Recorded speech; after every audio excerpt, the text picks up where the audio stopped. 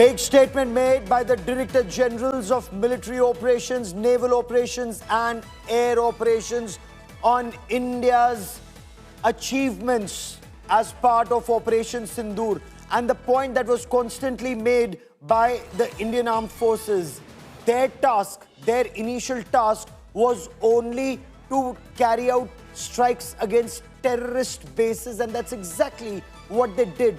And they achieved overwhelming success in their initial operations.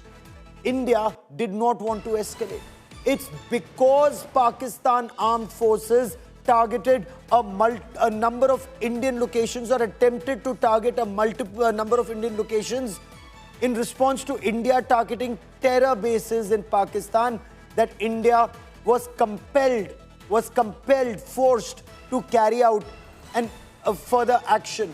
And that further action has had some amazing results, some spectacular results that the Army, the Navy and the Air Force spoke of. Now, more than 100 terrorists, including some high-value terrorists, were killed in Indian Armed Forces initial operations. More than 35 to 40 Pakistani Army personnel were killed when India responded to ceasefire operations. This still remains an ongoing operation, Operation Sindoor. I quickly want to cut across to India Today's defense correspondent, Shivani Sharma, joining me on this broadcast. Sandeep Unnithan, my colleague with me on this broadcast. Also with us is Air Vice Marshal P.K. Srivastav, somebody who's been associated with the strategic weapons of the Indian Armed Forces. But first to you, Shivani, bring us the key highlights of what General Rajiv Ghai said, what Admiral Pramod said, and what Air Marshal Bharti said.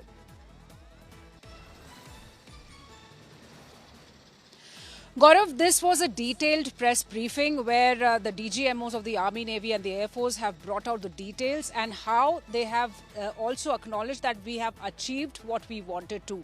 We were measured in our responses, we've inflicted losses, and the number of these losses towards Pakistan is around 35 to 40 only at the line of control. That means the numbers inside Pakistan that include the airbase loss can be many. The assessments are going on. The second important thing is that we've lost 5 men in uniform during these operations. That is also important, and the way homage was paid to these men in uniform who've achieved the targets. We also have given a very strong message, Gaurav, that we are alert on all times, at all times, even as we speak. And the preparedness is high. We have achieved the targets. We never wanted any kind of escalation. Whatever we have done is in a responsive mode, because Pakistan chose to attack and engage with us in terms of the aerial intrusions, the line of control, artillery shelling, and also the combined strength of our forces was also depicted in this press briefing, Gaurav, where the DGMOs of all the 3 services were present there. They have already told that we were in a strategically strong response position across 3 services, be it the land, the air and also the sea. So we are prepared for any kind of action. If any misadventure once again comes, then Pakistan will have to take a very hard hit from India. You know, and over the course of the next 1 hour, and I want you to stay with me, Shivani, as you bring in Kamaljeet Kaur Sandhu also in this conversation.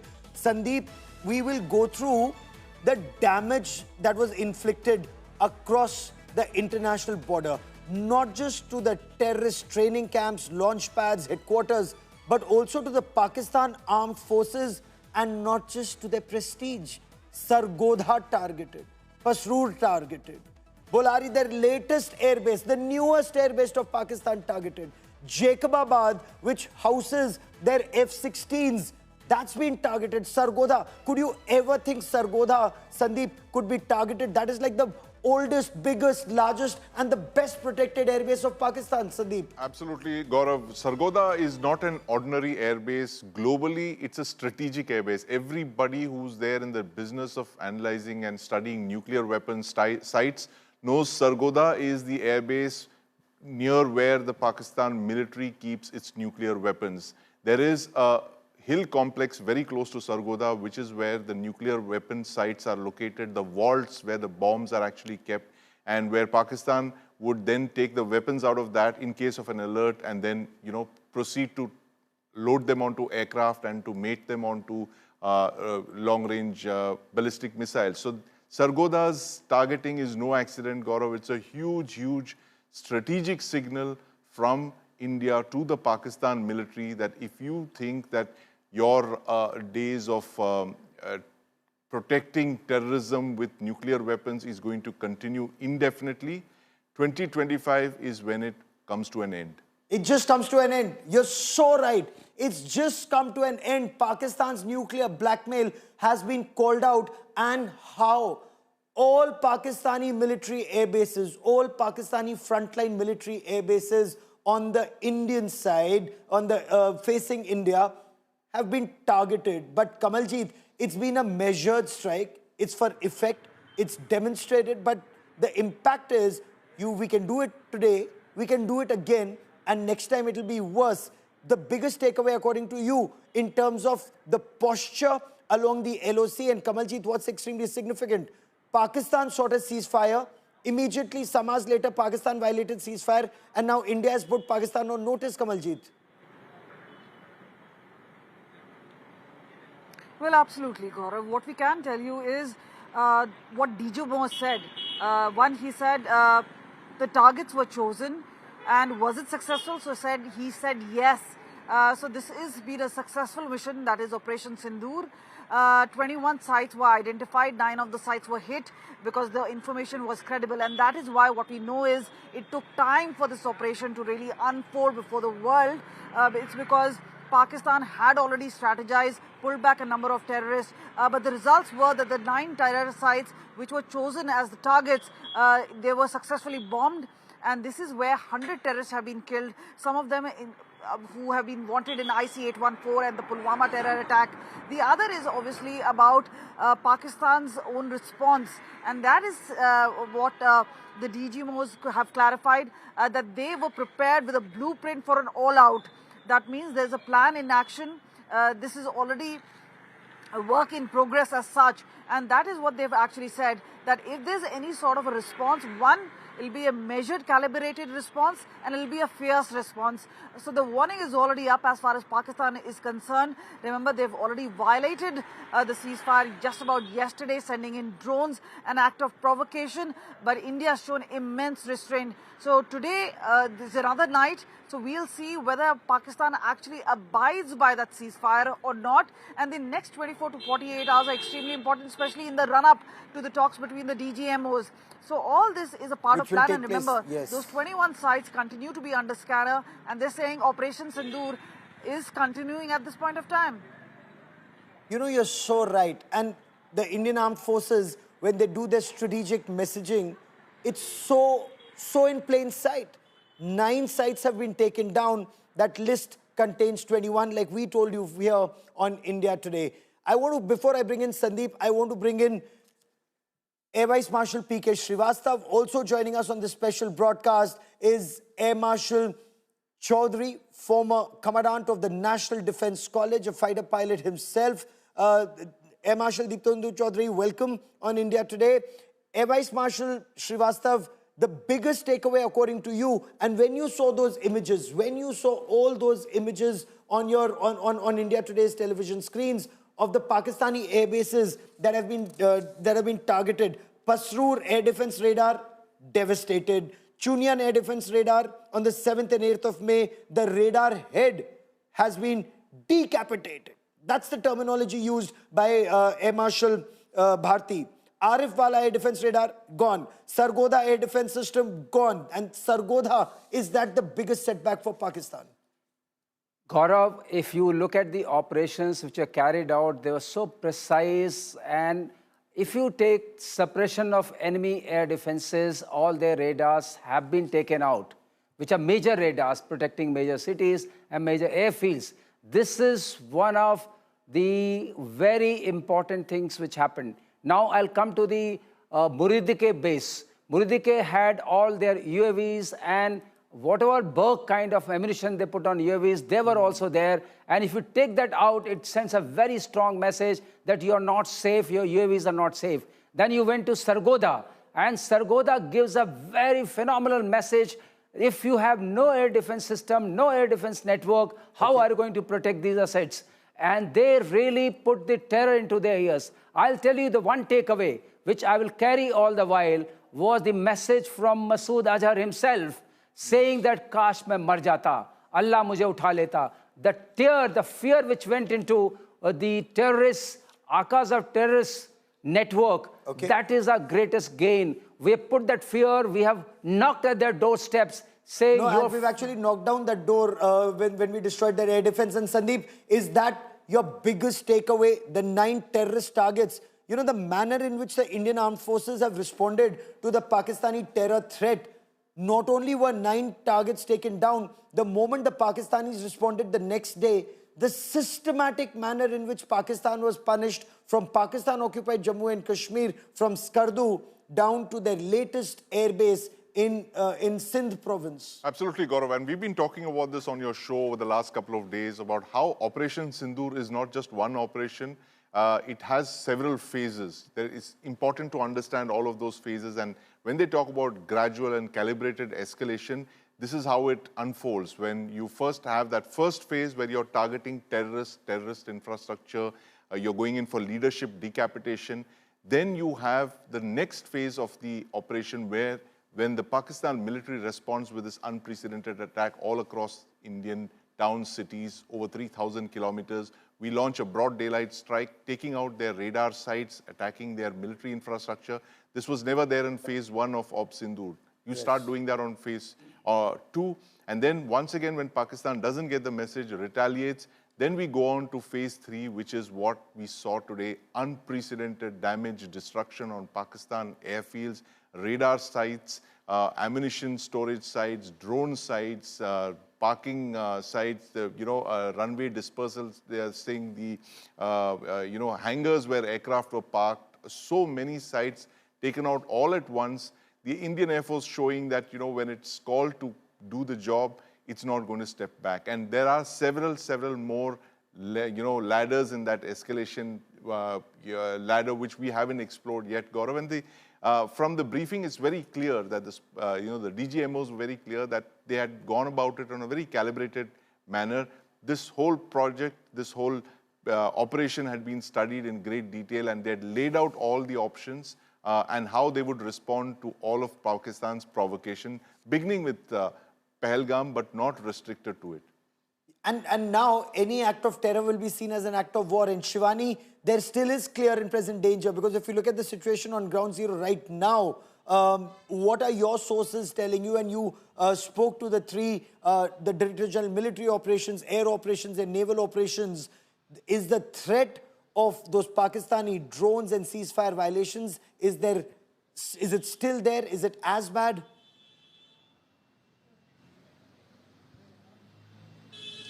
Gaurav, absolutely. What we were expecting yesterday, that there will be calm, but soon after the ceasefire was announced, there were drone action above the skies in the western sector. And we cannot trust Pakistan. We are all prepared. That's what the DGMOs also said, that we are up in our ante. We are all set, and our forces are on a high alert mode, because we know what Pakistan could be doing next. So the people, in fact, when we were reporting today on ground, the villages that were evacuated, there too the administration, Gaurav, has suggested those people to be in those safe places, return only after a few days, because the assessment on ground is going on. We cannot trust Pakistan. We have to see what happens tonight, and we have to verify whether the ceasefire is maintained across the line of control. So we are getting some inputs that we'll be divulging that what is happening on ground right now. We are all, the armed forces are on a high alert, Gaurav. We cannot trust Pakistan. The forces are on a high alert, and we are not actually preparing to down our defense. Defense is high, and we can expect any kind of action today too. So we are ready for it, and the DGMOs have also indicated the same. So There is still is clear and present danger. Kamal, before I bring you in, let me quickly bring in Air Marshal Chaudhry, an ace fighter pilot, somebody who was there as part of TAG D and then at National Defence College. Air Marshal Chaudhry, your appreciation of the impact of Operation Sindoor so far. All pilots are fortunately back home and safe, but this operation continues. In your military appreciation, can Pakistan still try something, or after the punishment they've received all along their military bases facing India, they would be wiser now? Thank you so much, Gaurav, for having me over. I'll just sort of quickly run through the whole thing. I think the Indian Air Force has demonstrated masterful escalation management. This conflict evolved from strikes on terror camps with long-range surface-to-surface missiles. A clinical SEAD, which was brought out by the other panelists, and thereafter it led to follow-on strikes of targeting their critical target, the terror targets. And when PAF retaliated in desperation, we upped the ante. We went and now hit their airfields in a series from the right from the north way down to the south. And this is something which is, if I may say, that it's a masterful synchronization of use of air power with surface and the naval elements, and well within the directions given, clear directions given, and well, beautifully escalation managed. And the immensely heartwarming part of it is that offensive air power has been used to drive home a message to an adversary who used to tom-tom their superiority of their air force Yes. all over the world. And this is Yes. one time, once again, right from 1947, 65, and 71, 1999, the PAF wasn't there. And this time around, I think it just clearly underscores the clinical sophistication and professionalism of the Indian Air Force, their hardcore, what should I say, professional and tactical agility, enormous combat resilience, and above all, cold clinical aggression. Cold, The clinical precision with which terrorists have been neutralized. And when Pakistan Army came to defend terrorists and Pakistan Air Force came to defend terrorists, can you imagine an army or an Air Force coming in defense of Lashkar-e-Taiba and Jaish-e-Mohammed? They too were sent to their maker in several instances, and we will detail that out over the next several days. But Kamaljeet, details of terrorists killed, this is actually retribution for pain that India has suffered from IC-814 hijack, the Kandahar terror attack, the Parliament attack, 26/11 Mumbai attack, and a series of other terror attacks culminating in Pahalgam when Operation Sindoor was finally launched. Well, all stops were pulled, and let me tell you that there has been provocation coming in from the from the Pakistani army, and Indian army has responded. What we've seen is planning, plotting, sending in non-state actors, be it Uri 2016, be it Pulwama terror attack in 2019, and continuous of this particular policy in 2025 by targeting innocent civilians, trying to instigate people, especially on basis of communal disharmony. This is the terror plan as far as Pakistan is concerned, but they lie totally exposed because one, not only did the Indian establishment identify those 9 spots, and let me tell you, there's a lot of homework done. It's not that Indian government doesn't know or the Indian intelligence does not know, but to have it calibrated has taken some time. But yes, there were precision strikes which were carried out, and this was a joint integrated force which came together. And what we saw was, whether it's hinterland, and let me tell you, what we know is the next 24 to 48 hours, because remember, what's being done at the borders and line of control is already something which is done, and there's a high guard even there. But even inside, we've been pointing out there is strong input that Jaish-e-Mohammed, Lashkar-e-Taiba, now these are terror tanzeems which are highly controlled by the Pakistan ISI and army. But what has hit home is Maulana Masood Azhar crying for his own relatives, his two brother-in-laws. What we've seen is Buridke being hit, the Lashkar-e-Taiba headquarters. So this is where it does seem that the restraint that the Pakistani army has at this point of time may not hold them very strong, because there is an input that they may retaliate, and the input is very strong, and that is why, whether it's about beefing up security establishment, temples, or even the river infrastructure, all this very heightened security. And what Indian government has already mentioned is that any act of terror will be counted as an act of war. So the message is loud and clear. Now the ball is back in Pakistan's court today, because remember, if there is any sort of provocation, they'll be hit hard. Now remember, as far as the terrorists are concerned, 100 of them have been killed, Pakistani planes have been downed, and thereafter what we know is in the artillery shelling, at least 35 to 40 army personnel of Pakistan have been killed. And although all that information came out in public domain, when the Director Generals of Military Operation, Air Operations and Naval Operations not only held a press conference but gave details and satellite images of the destruction that had been carried out at Pakistani military bases from Pakistan-occupied Jammu and Kashmir down to Karachi and through Pakistan's Punjab province. Joining me now on this broadcast is John Spencer, Chair of Urban Warfare Studies. And John Spencer, your appreciation of the use of air power, employment of air power in punitive strikes against terrorism, whether it's at Muridke or at Bahawalpur, precision strikes carried out at terror headquarters. Yeah, I mean, very impressive joint multi-domain operation by the Indian Air Force and military in general. I understand the real capability is required to do that, and the precision and proportionality that was used by the Indian Air Force to penetrate air defenses at will and strike the very important terror camps that India wanted to strike, but also to defend Indian cities and Indian sites with a multi-factor air defense system for the drones and all of that the Pakistan military sent towards India.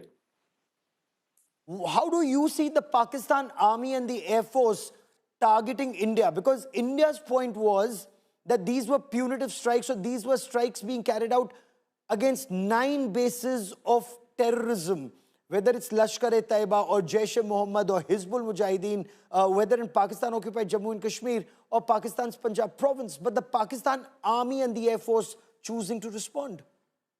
Yeah, I mean, that's a telling example of the targets and the clear visibility and legitimacy of the Indian government to respond to this vicious terrorist attack, but then to highlight every site, what it is, why it's being struck, and then for Pakistan then to reply by striking at both civilian cities and military installations was a grave escalation of which we've seen continued. And the explanations by the Indian military, like that presser that we just saw, full detail of every site and why it was selected, is a real big part of a free society, a democratic society's explanation of why military operations are being conducted, that this state sponsored of terrorism won't continue. But the Pakistan military has answered by escalating, by striking at Indian military sites, which also have to be responded to.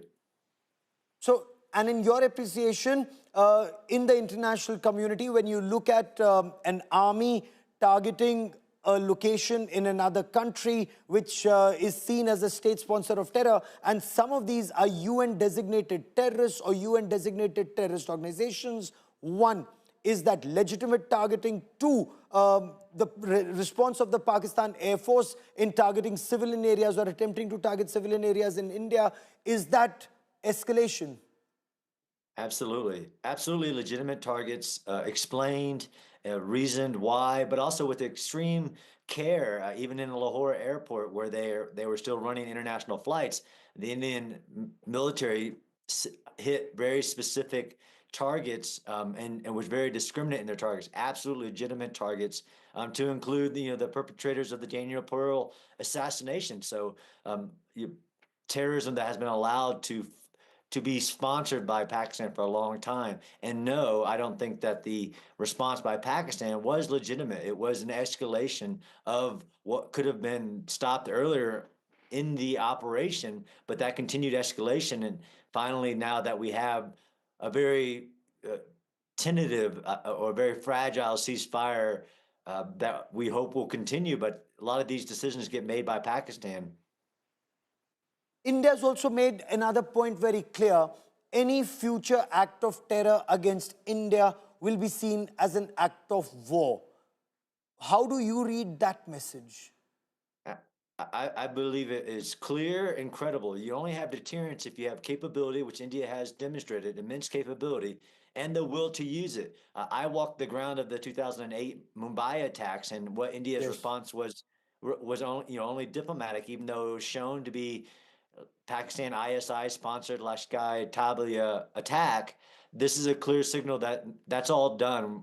India will respond to attacks by the sponsorship, which was the Pakistan military and the Pakistan government. So I think it's a very strong message, but also a credible message.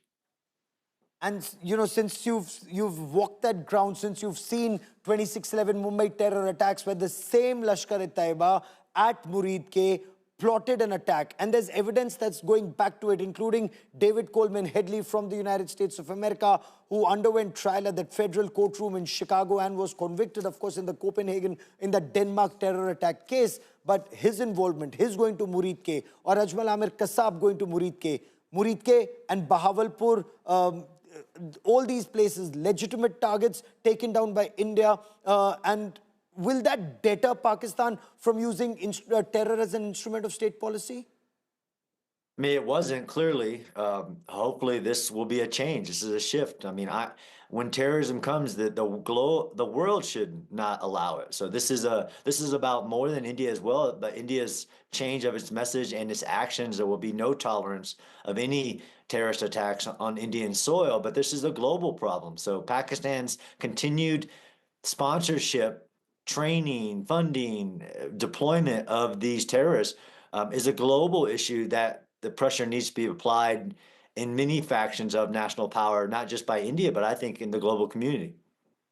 And unfortunately, the global community really hasn't come up, and done so effectively. It should have done that a long time back. It really hasn't. But post India's actions against Pakistan, in terms of not just against terror, targeting 9 terror hubs, but targeting 11 military bases, will the world be forced to, one, take notice? Two, has India, in your appreciation, been able to call out Pakistan's nuclear bogey, that any response against terrorism in Pakistan, and especially in Pakistan's Punjab province, could lead to a nuclear escalation? With Operation Sindoor, has that nuclear bogey been called out?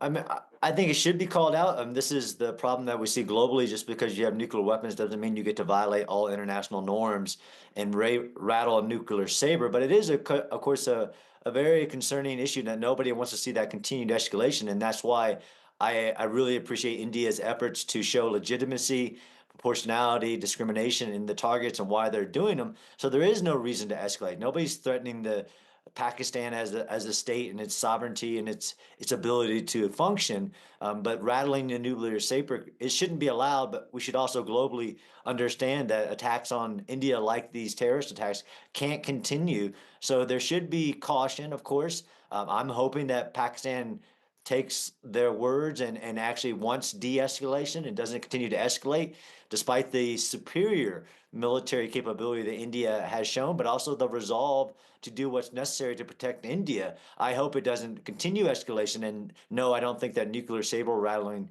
should be a part of that conversation. Nobody wants that, and it is reckless when a nation does that. But I think the globe has taken attention, and we've seen even the United States president and others are taking attention. But this is also a matter that needs to be resolved. Oh, absolutely. It's a matter that needs to be resolved. But clearly, that's something where terror gun cannot be put to India's head. Stay with me for a moment, John Spencer. You're joining us from Colorado. The United States itself is a victim of this radical Islamist terror. It's dealt with it, to an extent, but then India is next door to terror. Let me also bring into this conversation Air Marshal Chaudhry once again as we speak of India's air power. Has the air power once again proven to be India's weapon of choice to punish terror. It was the weapon of choice in Balakot, one target, but here it was weapon of choice to punish 9 terror targets and then 11 military hubs when Pakistan chose to escalate, sir. Yes, most certainly, Gaurav. Air power has always been in the front edge of a conventional warfare. But when it comes to sub-conventional warfare on the terror scale, which is in the lower end of the spectrum, I think we did that first in Balakot, and we have done it again. Now, I want to highlight a couple of points here. In the Balakot action, the strategic objective was the narrative was altered by the single loss that we had and the Yes. world of Abhinandan shooting down. And the entire focus all over the world, including the media, shifted to that, stealing the narrative of credibility of that strike, which was a really effective strike. So this time around, 9 targets were hit out of 21. That's half the number of targets. That means we could have as well have hit all 21 of them as well. But we chose to hit 9 because on the credible information available.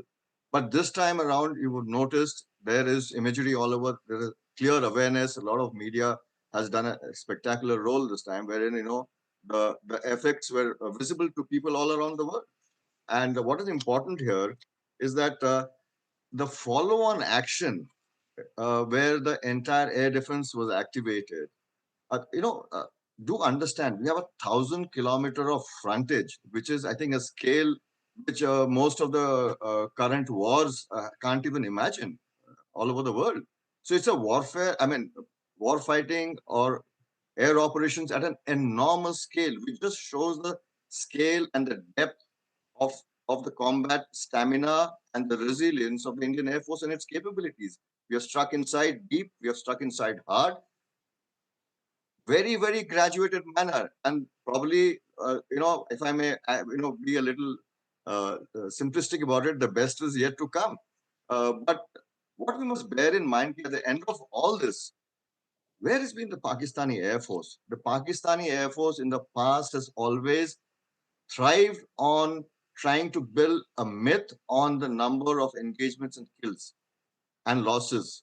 It's always been they've always tried to trade that and to show the Indian Air Force down. But what is important here is losses are a part of professional, repertoire of any professional service.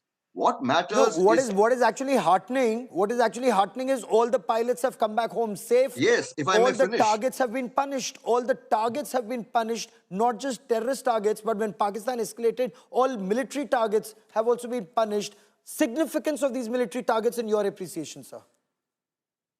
If I may just finish by the last point which I was trying to make, Yes. is that at the end of the day, what really matters is achievement of the strategic objectives. And that was, I think, clearly underscored by the DG Air Operations in his talk today. And now look at the targets that we have hit. They're all critical target systems, well inside, graded to the manner, to the role and specifics required. The targeting of their air defense systems, of the radars and other sites, was to create space for the rest of the missions to go through and successfully. And the kind of standoff targeting which you have done, and this is, I think, a huge win for some of the weapons, especially the BrahMos, which is a huge pat in the back for the Indian industry. So this is something, this is a first in many ways.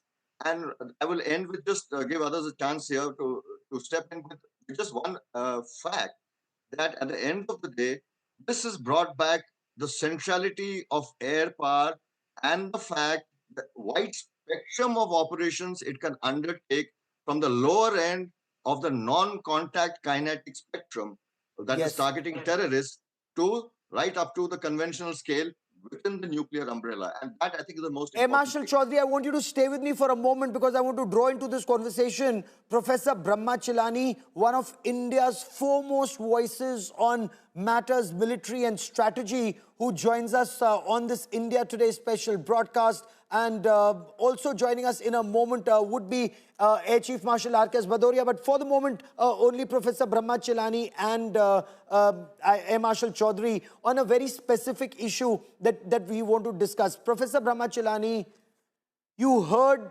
the Indian Army, Navy, and Air Force, the Generals of Military Operation. Do you still feel that this was a situation where the Indian Armed Forces should not have called off Operation Sindoor when they were virtually, do you still feel it's like snatching defeat from the jaws of victory? Today's briefing by the military officers reinforces the fact that India had the upper hand militarily, and this abrupt halt to military operations after just 3 days caught everyone by surprise, including members of Modi's cabinet. If we inflicted so much damage in 3 days, we could have at least continued inflicting heavy blows for a few more days. Why did we just abruptly end an operation that began on the 7th? 3 days later, on the 10th, we announced dramatically an end to hostilities without achieving clear objectives. Now, if you go by what we have done in terms of the inflicting damage, will that deter Pakistani military establishment from continuing its proxy war by employing terrorists, the killing of 35 to 40 Pakistani military personnel, the damage to some of their air bases? Will that be sufficient? Or, given the fact that we had degraded their air defenses, shouldn't we have pressed home that advantage to inflict far more costs on the Pak military before agreeing to a ceasefire? And then Let me take that to Air Marshal Chaudhary. Sir, you've raised a very pertinent point, and perhaps majority or a very large section in this country perhaps think exactly the same thing, Air Marshal Chaudhary. We had the advantage. We were punishing them. We've bled for decades. When Pakistan was bleeding, we said, okay, to a ceasefire. Air Marshal Chaudhary. I think at the outset, I think it's really not a classical ceasefire. It's it's sort of a seizure of military operations. That's what it is. Because when they continued firing, the opportunity, I mean, again, a free hand was given. But the point here is, militaries do what they're tasked to do. That is the first aspect. Second thing is, it's very, if I may be a little blunt here, that it is very easy for spectators to comment on pushing our nation to a higher level of conflict when the price of war is actually truly known to the soldiers. They know it. So the point is, when you look at the larger national interest, there must have been huge amount of parleys or discussions and at this, and the decision which has come about would have been most certainly in the best interest of the nation. So the military doesn't want to question that. We would love, I'm sure the military would love to go the whole hog, but we are a very responsible military, which follows the higher governmental direction. Let me get Professor Chilani to come in on that. Sir, a considered decision. There was classification of aim that we will punish terror. 9 terror hubs punished, devastating strikes, 100+ terrorists killed. That aim achieved. When Pakistan escalated, 11 military targets in Pakistan destroyed. That aim achieved. Aim achieved, operations come to a standstill. What was the higher aim that you thought India could have achieved, Professor Chilani? First, the military carries out a mission whose objectives have been set by the political leadership. The military doesn't set those political objectives. The military is given a task to accomplish. Now, if you look at modern military history, I can't think of a 3-day operation anywhere in the world, including by a superpower, that achieved lasting results. The only classic case of a short military operation that rewrote history was Israel's 6-day war in 1967, Yes. a war in which Israel took its neighbors by complete surprise. They were caught napping. Israel grabbed the West Bank, Gaza, and the Golan Heights, all in a 6-day war. Now, that Yes. was achievable because nobody expected Israel to launch an offensive. Now, in this Okay. uh, case, we gave Pakistan all the time to prepare for an Indian military offensive, right? We could have drawn lessons from the Balakot airstrike and kept plans ready to strike Yes. when a major terrorist massacre occurred to catch Pakistan by surprise. That is Okay. swift retribution. No, we decided that we will do it at a time of a choosing. So it was clear to Pakistan that that India's armed forces were going to hit Pakistan, and we gave them 15 days to fortify the defenses.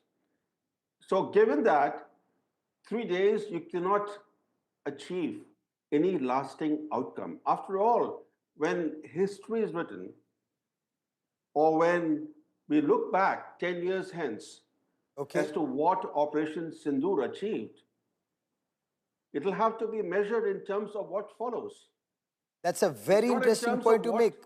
Very interesting point to make. Let me get Air Marshal Chaudhary to respond to that, so that every point that is raised, let's get a counter view on that and arrive at a conclusion. Air Marshal Chaudhary, when history is made, while we've struck terror and in those military bases, not much achieved. Where is this a war? It's just it's just an operation which is spread over 3 days. When you quote history of war, then the nation has to be at war. Swift retribution is overstated unless and until you keep the context in mind. We are when have we had a war in the recent times against two nuclear powers? So we have to keep a lot of context in mind, and I think context matters. And in this case, yes, I mean I agree at a point that what will history say that down the line on this outcomes of this operation? But we also know that, and I've seen history has repeated itself again and again, and especially let's take the case of Israel. That hasn't stopped war. Israel has been not yet been able to deter uh, beyond the terror. Yes, you can carry on. You can't kill an ideology. So the point here is that we are a long way from war. This was an operation, a very punitive operation for a very specific purpose. The grade and the scale of the purpose was very carefully calibrated.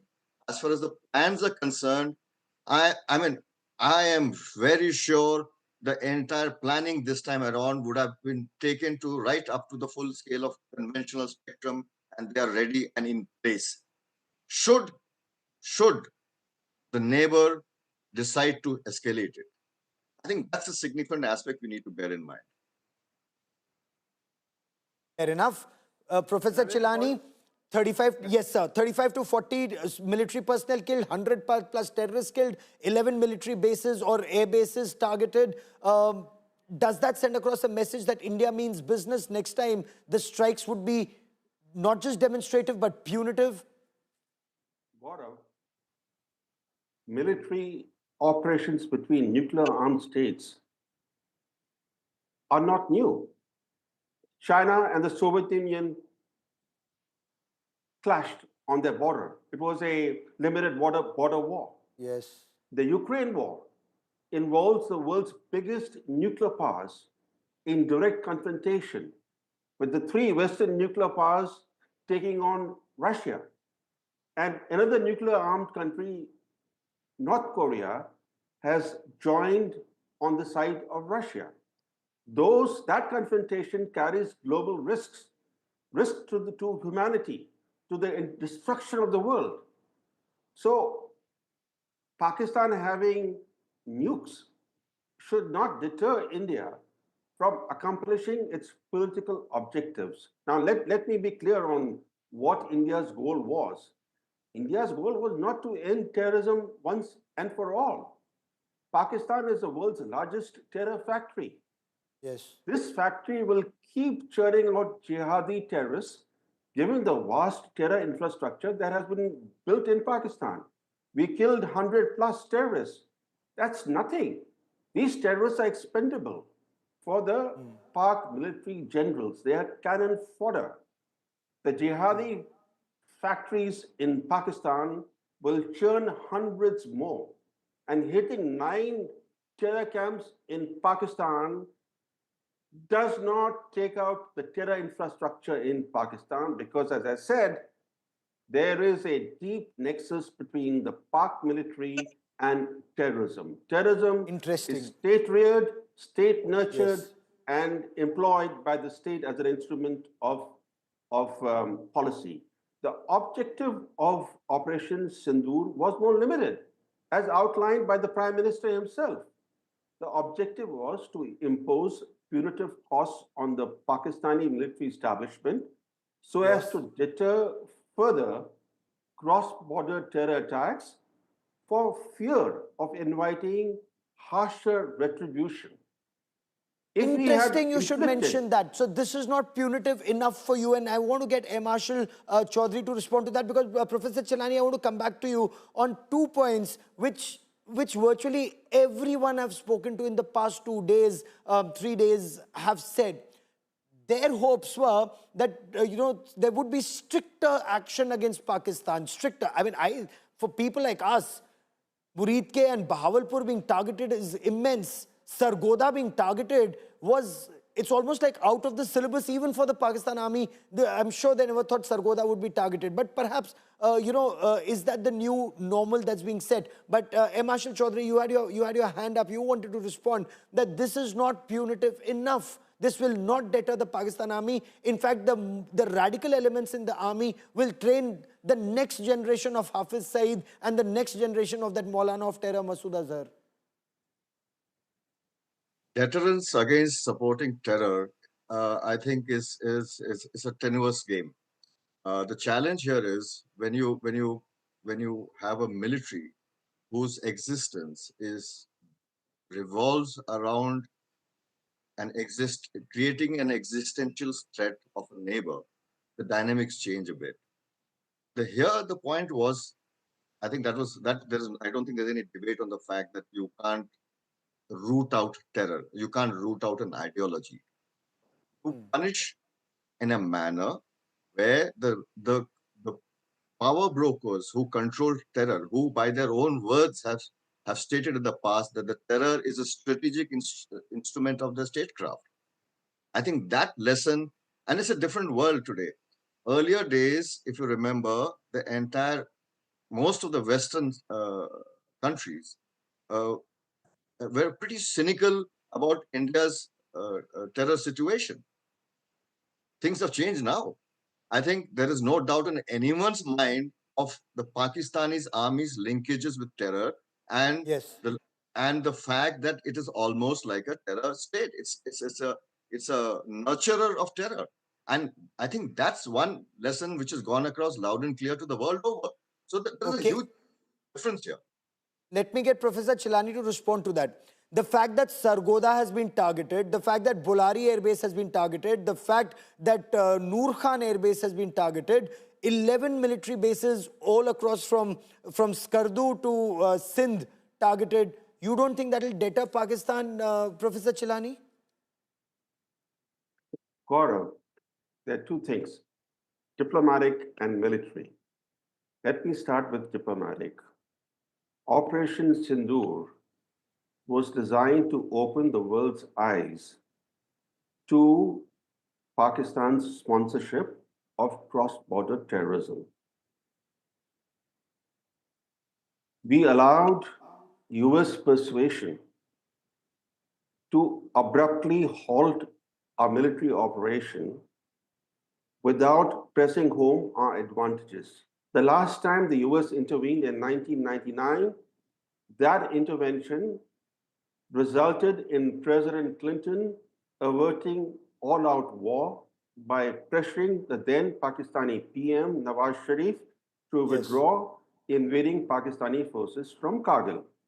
This time, the US mediation has helped bail out Pakistan from India's military reprisals without the US acknowledging, let alone seeking to address, the central issue, the core issue that triggered the military hostilities, which is Pakistan's asymmetric warfare through terrorist proxies. You look at Trump, what he has said, look at other Western leaders, look at the G7 foreign minister's statement. None of these people even mention cross-border terrorism as an issue. They're all singing Pakistan's line, Pakistan's, they're taking the page from Pakistan's playbook. They're saying Kashmir is the core issue. A solution has to be arrived at to solve this problem. So, because we inconclusively ended Operation Sindoor, the international spotlight has now fallen on the Kashmir issue as the core issue, while the central issue, the core issue for India, cross-border terrorism, has been ignored. Why has this happened, Gaurav? Because success brings respect, and when you conclude something in a manner abruptly without showing the outcome, you will definitely face challenge to your narrative. This is India's... Sir, the outcome is visible. If Jacobabad has been targeted, if Sargodha has been targeted, if Pakistan has been compelled to acknowledge to its people, I don't know if they will, that their air defense systems has been taken down, is that not demonstrating capability? SIAD, complete suppression of enemy's air defenses, Professor Chilani, before I bring in Air Marshal Chaudhary to conclude. Professor Chilani, please go on, sir. Yes, I'm glad that you raised that question. India should have brought a superior military power to bear on Pakistan in a way to impose high punitive costs from the word go, Where we had overwhelming power, like naval power, we did not employ. Where we managed to achieve dominance by degrading their air defenses, we did not press home that advantage. You saw the satellite images of Noor Khan Air Base in Rawalpindi. We destroyed only a part of it. We should have destroyed the whole of it. They can rebuild the damaged, the destroyed part within a few months, maybe a few weeks.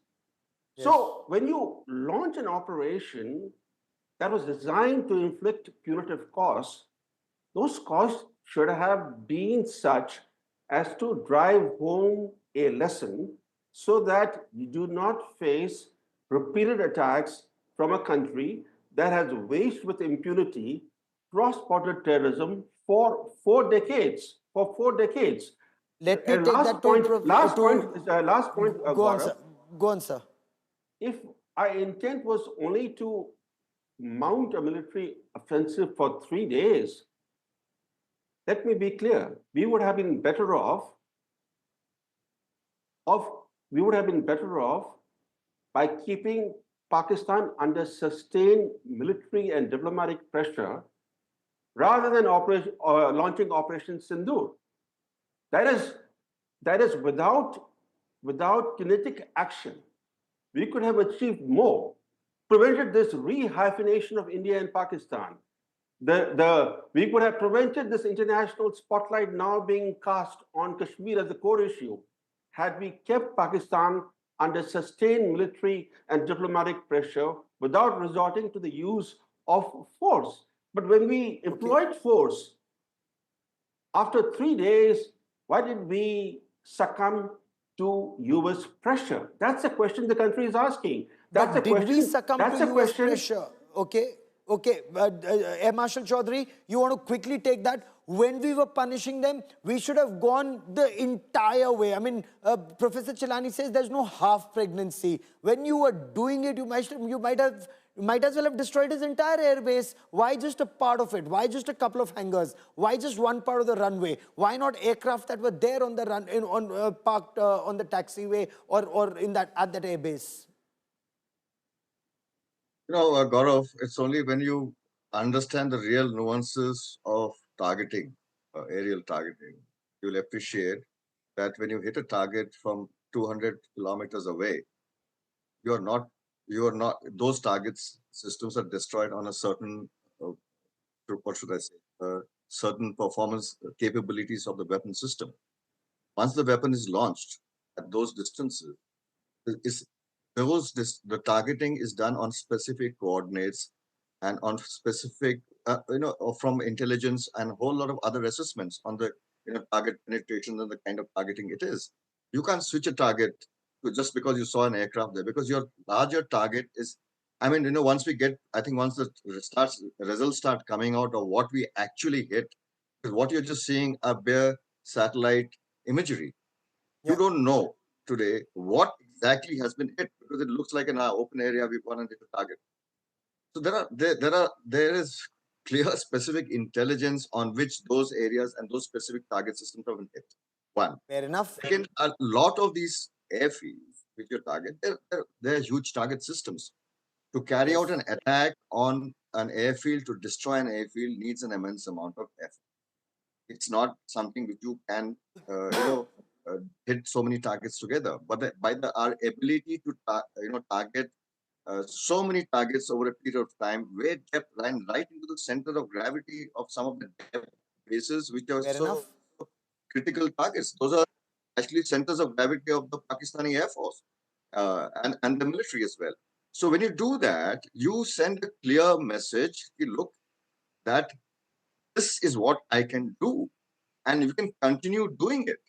But the whole thing is, for the first time, I think India shredded the notion that the terrorists are separated from the terrorist backers. That has been made Absolutely, and clear. I will show those images.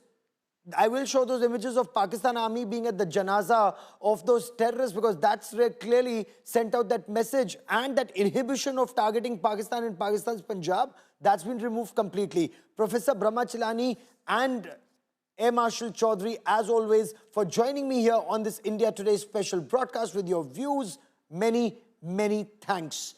India has sent across a message. Will Pakistan read it? That remains the big question.